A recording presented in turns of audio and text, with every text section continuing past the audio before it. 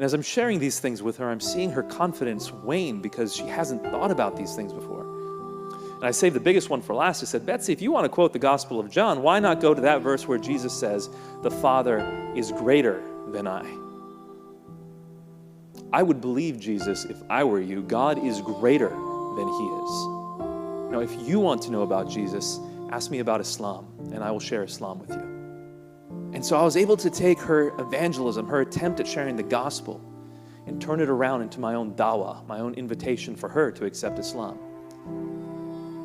It was really easy to do because she hadn't thought about the evidence behind her faith, the reasons for why she believed what she believed. Now, don't get me wrong. The moment she shared her faith with me, my respect for her went through the roof because I knew what the gospel message was. The gospel message is, unless you accept Christ, you will go to hell.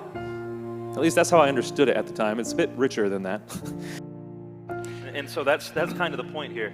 For example, if you take a look at my family, my father is greater than I am in my family.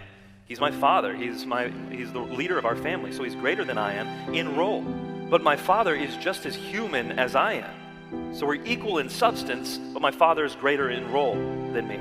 So when Jesus says that the Father is greater than I, he's talking about the Father's role. He's not talking about his substance. He's equal in substance. And so we need to explain that. The term Son of God throws Muslims off.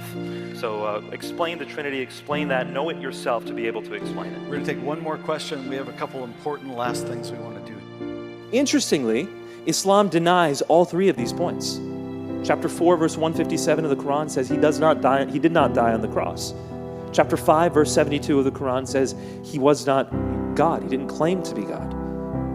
So when you establish the case for one, you're actually bringing down the case for the other. This is why when people say all religions teach the same thing, I'm like, that's an absurd statement. These are diametrically opposed. Let me put it to you once again in another way. In Christianity, you have to believe Jesus is God to go to heaven. In Islam, if you believe Jesus is God, you're going to hell. Simple as that. They can't be more diametrically opposed.